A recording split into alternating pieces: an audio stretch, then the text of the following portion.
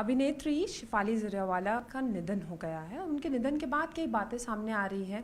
कभी कहा गया कि उनको कार्डियक अरेस्ट हो गया है, कभी बताया जा रहा है कि वो एक एंटी एजिंग ट्रीटमेंट ले रही थी जिसके ज़रिए ये हुआ है। तो सीधा डर्मेटोलॉजिस्ट से समझते हैं और सीनियर डॉक्टर से समझते हैं कि आखिर में क्या हुआ होगा और ये जो ट्रीटमेंट है ये कितना सेफ़ होता है, कितना नहीं। तो हमारे साथ डॉक्टर ऋषि हैं।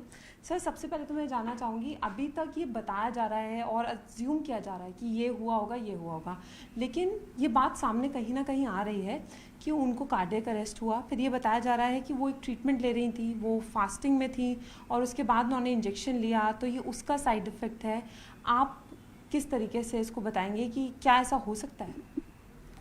एक्चुअली हमारे पूरे मार्केट में ये सोशल मीडिया करके बहुत सारे बेकार के ट्रीटमेंट्स को बहुत ज़्यादा ग्रो किया जा रहा है थ्रू इन्फ्लुएंसर्स। हर दवाई लेने से पहले किसी का बेसलाइन चेकअप होना चाहिए, liver, kidney, heart, lungs, brain, कोई भी वाइटल ऑर्गन का। ये नहीं किया जा रहा। लोग अपने आप ही डॉक्टर बन गए हैं और व्हाट्सएप यूनिवर्सिटी से पढ़ाई करके और खूब सारे मर्दबान भर भर के दवाई लेते हैं फॉर एंटी एजिंग। एंड जब साइंटिफिक डेटा इसका ढूंढने जाओ तो आपको कुछ भी नहीं मिलता, बहुत थोड़ा। बहुत ज़्यादा डेंजरस एक ट्रेंड शुरू हुआ है गोरा होने के लिए पूरी बॉडी के लिए कि इंट्रावीनस आईवी ग्लूटाथियोन। बड़ा क्लियरली लिखा हुआ है फिलीपींस के FDA means food and drug administration ने कि उन्होंने बैन किया था इसको।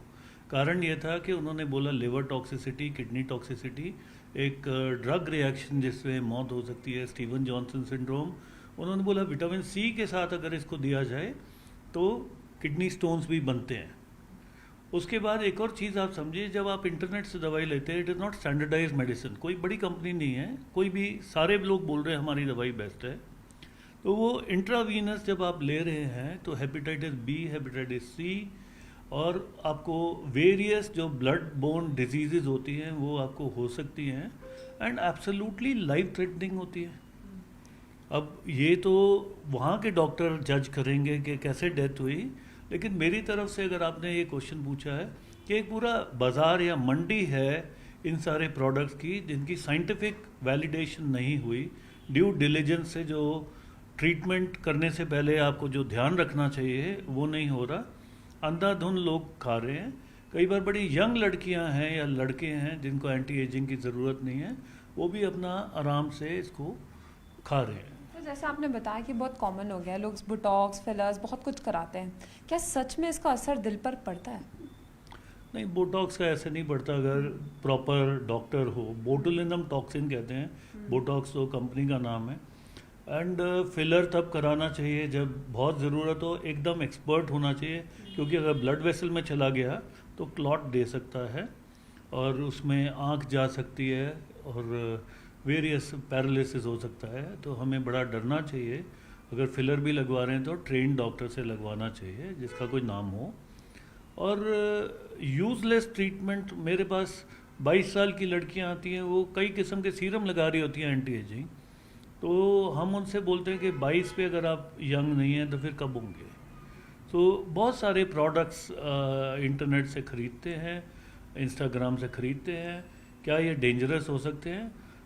आजकल आप देख ही रहे हैं कि जिम के सप्लीमेंट्स मिल रहे हैं, कितनी प्रोटीन जानी चाहिए पता नहीं, उनकी क्वालिटी क्या है पता नहीं।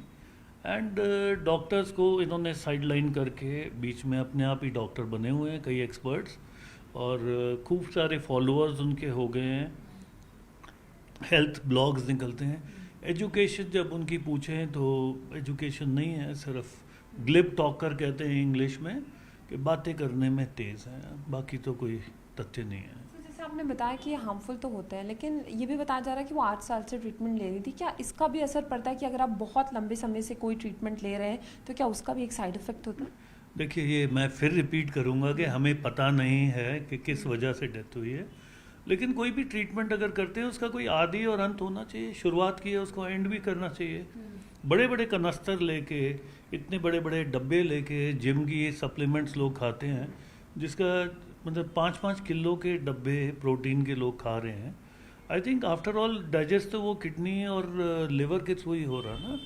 तो क्या हार्ट पे असर पड़ेगा? यस, पड़ सकता है, major organs of the body है। सर हम अजम्पशंस की बात कर रहे हैं, लेकिन अगर फास्टिंग में जैसे कोई रहता है तो शुरू से कहा जाता है कि कोई भी मेडिसिन है तो आपको फास्टिंग में नहीं लेना चाहिए अनलेस एंड अनटिल वो मेडिसिन आपको खाली पेट बताइए। तो क्या ऐसी ट्रीटमेंट का भी प्रॉब्लम होती है कि अगर आप ले लेते हैं तो क्या उसका साइड इफेक्ट होता है? ये कहना मुश्किल है कि इंट्रावीनस ग्लूटाथियोन खाली पेट लगनी चाहिए या नहीं, क्योंकि आप इंट्रावीनस रूट से दे रहे हैं, इसका कोई पुष्टि नहीं कर सकते हम। लेकिन generally it is unregulated use of medication जिसके खिलाफ मैं हूँ। अगर आपके सौजन्य से हम ये बोल सकते हैं तो यही बोले कि please be careful about all these medications लेने से पहले, क्योंकि unnatural deaths are on the rise हमारी सोसाइटी में। सर आपके पास आपने जैसे बताया कि कई यंग पेशेंट्स आते हैं, तो क्या वो ऑलरेडी ऐसे कुछ ड्रग्स ले रहे होते हैं, कोई ट्रीटमेंट ले रहे होते हैं, फिर जब आपके पास आते हैं तो आपका क्या रिएक्शन होता है? क्या आप उसको स्टॉप करवा दें? क्योंकि बहुत सारे लोग पता नहीं कहाँ से देख के उनको लगता है कि ये चीज़ उनके लिए वर्क कर जाएगी। ओवर कॉन्फिडेंस और अंडर क्वालिफिकेशन एक घातक चीज़ है जिसमें थोड़े टाइम बाद सिर्फ मौत ही होगी, क्योंकि ओवर कॉन्फिडेंस लोगों में आ चुका है। इंस्टाग्राम पे पढ़ते हैं, रील देखते हैं, यूट्यूब से देखते हैं एंड दे आर कन्विंस्ड कि हम सही हैं, मतलब ऊपर से दे आर इनकरेज्ड कि ये वाली चीज़ करिए। सो 20-22 साल की मेरे पास लड़कियां आती हैं जो कि रेटिनॉल पे भी हैं, विटामिन सी पे भी हैं, ग्लूटाथियोन पे भी हैं, हाइलुरोनिक एसिड पे भी हैं, नियासिनामाइड पे भी हैं। तो मुझे नहीं समझ आता कि इसकी ज़रूरत है या नहीं। और जैसे ही आप अगर मना करते हैं तो सोचते हैं कि doctor is old fashioned. So problem ये है कि इन्फ्लुएंसर की ज़्यादा सुनी जा रही है। और कभी भी मैंने इन्फ्लुएंसर से पूछा है कि जी आपकी एजुकेशन लेवल क्या है, तो वहाँ पे टाई फिश है। अच्छा सर, जाहिर सी बात है उम्र बढ़ेगी तो दिखेगी चेहरे पे, लेकिन क्या कोई ऐसी रेमेडीज़ हैं, कोई थेरेपीज़ हैं या ऐसा कोई डाइट इंटेक है जिससे ये ठीक हो सकता है और ऐसे ट्रीटमेंट की ज़रूरत ना पड़े? आप अगर 60s और 70s के हीरो या हीरोइंस को ही देख लें, तब ये सब कहाँ अवेलेबल था। They looked younger, they looked fresher and a good diet, remaining happy, पूरा दिन टेंशन ना लें, सुबह उठ के योगा करें एंड गुड डाइट जो आपकी सीजनल वेजिटेबल या फ्रूट्स हैं वो लें। अगर कमी है आयरन की, अगर कमी है B12 की, अगर कमी है विटामिन D3 की, तब लेना है। अगर ज़्यादा आप लेंगे तो आपके किडनी या गॉल स्टोन्स आपके बनेंगे। और कहीं प्रोवन नहीं है, जैसे लोग कोलाजन शेक पीते हैं। अब कोलाजन शेक पी रहे हो, आप भूल जाते हो कि आपके पेट के एसिड ने भी उसको हज़म कर जाना है। क्या कोलाजन शेक के फॉर्म में पिया जा सकता है, या आप एक नॉर्मल सा मिल्क शेक पी रहे हो विच इज़ आर्टिफिशियल फ्लेवर्ड? ये हमें देखना है, क्योंकि जब भी साइंटिफिक पेपर हम पूछते हैं इनसे, साइंटिफिक पेपर्स नहीं है। पूरे के पूरे ग्लूटाथियोन पे 4 पेपर से ज़्यादा नहीं है, वो भी लॉजेंजेस के फॉर्म में और कंपनी स्पॉन्सर्ड ट्रायल के हिसाब से। बड़ी महंगी दवाइयाँ, ये सस्ती नहीं है। There is a huge market which is going on.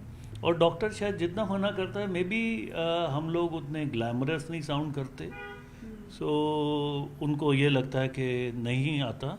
और आजकल सेल्फ मेडिकेशन बहुत ज़्यादा बढ़ गई है, सरकार को कुछ करना पड़ेगा। सर क्या ड्रिंकिंग एंड स्मोकिंग से भी एजिंग वाला प्रॉब्लम होता है, ऐसा कुछ नहीं है? बड़ा ऑब्वियस क्वेश्चन है कि ड्रिंकिंग और स्मोकिंग, इट इज़ नोन। तो कैंसर की फ़ोटो बनी हुई है स्मोकिंग पे, उसके बाद भी मेरे पास लड़के लड़कियां आते हैं, क्या ये ख़तरनाक है या नहीं? बिल्कुल ख़तरनाक है। आपको पता है लिवर कैंसर का सबसे पहला कारण जो सा है वो ड्रिंकिंग है। लिवर सिरोसिस, फैटी लिवर, इनका ड्रिंकिंग है। ब्रेन पे इफ़ेक्ट पड़ता है, हार्ट पे इफ़ेक्ट पड़ता है। हमारे 5 मेजर ऑर्गन हैं, kidney, liver, heart, lungs, brain, इन सब पे इसका असर पड़ता है। तो ये तो पूछने वाला क्वेश्चन जो सा है ऑब्वियस है। I think you are trying to कि मेरे मुंह से निकाले। डॉक्टर ऋषि को सुन रहे हैं जो साफ तौर पर बता रहे हैं कि किस तरीके की डाइट रखनी चाहिए और ऐसे ट्रीटमेंट्स जो इंसान खुद से करता है वो कहीं ना कहीं आपकी सेहत के लिए घातक साबित हो सकते हैं। कैमरामैन सोनू के साथ फराह खान, न्यूज़ 18 दिल्ली।